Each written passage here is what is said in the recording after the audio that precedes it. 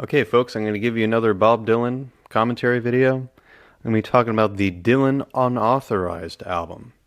Of course, Bob Dylan had no control or didn't have any input on the album. This was at the time where he got signed with Asylum Records just for 1 year. And yeah, I think a lot of people seem to really, really hate this unauthorized album. Some say, "Oh, it's horrible." I mean, the cover songs he does, it's just like the same as Self Portrait. People are like, "Oh God, these covers are just horrible. They're just, is he even trying?" You know. So I mean, I think it's pretty okay. It reminds me a lot of Self Portrait, of course, and that's what it is. It has a little bit of that similar sound, and New Morning, of course. This was during those sessions. So it was released November of 73, 33 minutes, which is actually really not that bad. Not long of an album. Um, so the earliest we have here of the songs is A Fool Such as I, which was actually the title of the album, in Europe, however. It was re-released as A Fool Such as I in 1991, according to Dylan.com or whatever. Um, so it's that song, and Spanish is the Loving Tongue. And it has, of course, he has that crooner Nashville sound still. You can tell from those tracks or whatever. So, yeah, I think this is definitely, kind of a enjoyable. I mean, it's not like the best thing he ever did, of course. I mean, it's not on level with anything from that time period of Dylan, of course.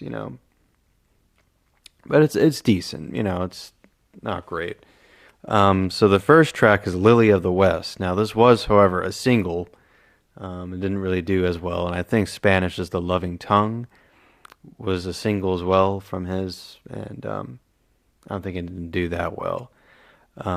Before this and the Pat Garrett and Billy the Kid in '71, Dylan had came out with the Bangladesh concert with George Harrison, of course, and the Volume 2 Greatest Hits. Also, When I Paint My Masterpiece, which was accompanied by Leon Russell, or maybe he co-wrote or something, I believe, and did that. So, but yeah, back to the album and Lily of the West. This was a traditional Irish folk song, and I really like the drive of this song. It has a bit of a good bass line, boom, boom, boom, boom, boom, boom, boom. The Lily of the West. It still has that sound a little bit. It says here that Dylan is likely to have known the song from at least as far back as the start of his relationship with Joan Baez. This came from Joan Baez's second album, which was just called Volume 2. And I really loved it. And even the background vocals, it's just like, because it's that self-portrait, it's that New Morning period. So it's a fun song. I mean, it's a really nice, it just definitely has a nice pace style, just, there's something I like, from that period. And then the next one is Can't Help Falling in Love with You. You know, uh, Trying to see who wrote that song. George Weiss and Hugo Paterito and Luigi Couture. I don't know how to pronounce that. But of course, it's famously done by Elvis Presley from, I think it was from Blue Hawaii. And it's okay. It has a nice little organ intro to, the intro of the song. And yeah, I mean, it's not great or anything. But yeah, I mean, is what it is. And then after that is Sarah Jane, or Sarah Jane, where he repeats la la la la la la la. Um, it was an old song from the 20th century. by originally done by Uncle Dave Mackin. So this is definitely a very old song. And some say this is kind of one of the worst recordings that Dylan had ever did. And I don't know if I agree with that, but it's not great. It's okay. And then we get the Ballad of Ira Hayes. They call him the drunken Ira Hayes. This was written by Peter Lafarge, and Johnny Cash did it. He recorded it. Um, Hayes was enlisted in the U.S. Marine Corps in 1942 and also fought in World War II. Kind of interesting. So yeah, it's pretty much as kind of a long little thing about it or whatever, I don't follow too much of that. I kind of got lost a little bit with the story because it just seemed like it kind of went on and on a little bit. It's about 5 minutes. Yeah, it's mostly centered around a person that fought in World War II and had, troubles in, other struggling things, such as, facing alcoholism and all that other stuff. And then you flip the album over and you get Mr. Bojangles. I prefer definitely the Nitty Gritty Dirt Band version. I mean, that's the version I've known since I first heard it. It was actually off of one of my dad's Time Life CDs, so I grew up with that. But originally written by Jerry Jeff Walker, and of course he did it. He did have a version of it and released it as a single. And it's about a guy named Bojangles who seemed to have a you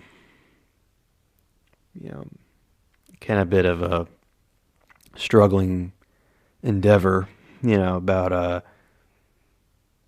all this other stuff. I mean, I'm not really too, not really. I felt like I wasn't that interested in the lyrics. They were kind of okay, but um, and I feel like Dylan's a little bit tiring on the song. I mean, it's not like